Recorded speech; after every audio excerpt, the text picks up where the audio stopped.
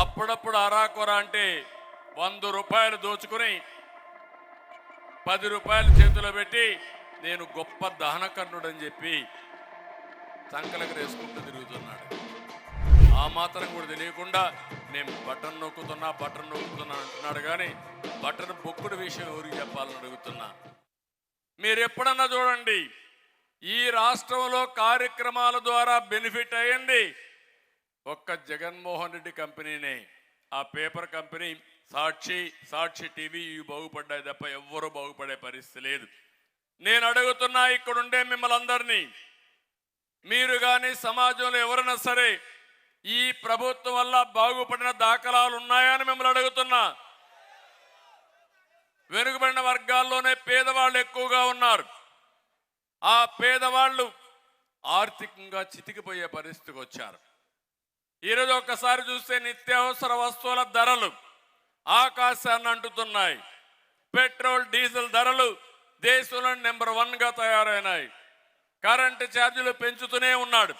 బుద్ధి కూడా లేకుండా, జ్ఞానం కూడా లేకుండా, ఎట్టగడతారని కూడా ఆలోచించకుండా పెంచుతూనే ఉన్నాడు.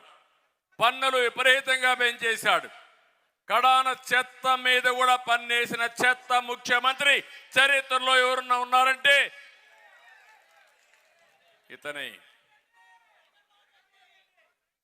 ఇంకో పక్కన చూస్తా ఉంటే ఇలాంటి తప్పుడు పనులు చేసి అప్పుడప్పుడు అరాకొర అంటే 100 రూపాయలు దోచుకుని 10 రూపాయలు చేతిలో పెట్టి నేను గొప్ప దహనకర్ణుడని చెప్పి సంకలకు వేసుకుంటూ తిరుగుతున్నాడు. అది కాదు పరిపాలన. పరిపాలన అంటే సమర్థవంతంగా ప్రజలకు మేలు జరగాలి, మీ జీవన ప్రమాణాలు పెరగాలి, మీ ఖర్చులు తగ్గాలి, ఆదాయం పెరగాలి. అదే సంపద సృష్టించడం. సంపద అంటే రాష్ట్రమే కాదు, ప్రతి ఒక్కరి ఆదాయం పెరిగితే, మీ జీవన ప్రమాణాలు పెరిగితే అదే నిజమైన అభివృద్ధి. ఆ మాత్రం కూడా తెలియకుండా నేను బటన్ నొక్కుతున్నా అంటున్నాడు. కానీ బటన్ బొక్కుడు విషయం ఎవరికి చెప్పాలని అడుగుతున్నా. సాయంత్రం అయితే నీకెంత ఆదాయం వచ్చిందని ఆలోచిస్తున్నారు మీరు. ప్రజలకు ఏం మేలు జరిగిందని ఎప్పుడు ఆలోచించిన దాఖలాలు లేవు. మీరు ఒక్కసారి కుటుంబాల్లో మీరు ఆలోచించండి. ప్రతి ఒక్క కుటుంబాన్ని ఒక రైతు, ఒక బీసీ, ఒక కార్మికుడు, ఒక నిరుద్యోగి ఈ ప్రభుత్వం వల్ల లాభం వచ్చిందా నేను అడుగుతున్నా. మంచి సమయం.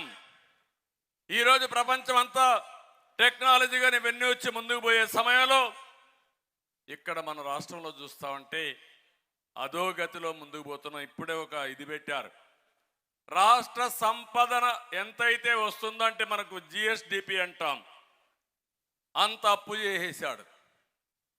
13 లక్షల కోట్ల రూపాయల అప్పు. కొంతమంది అప్పర్ కాస్ట్లు కావాలంటే వేరే రాష్ట్రానికి వెళ్ళిపోతారు, వేరే దేశాలకు వెళ్ళిపోతారు.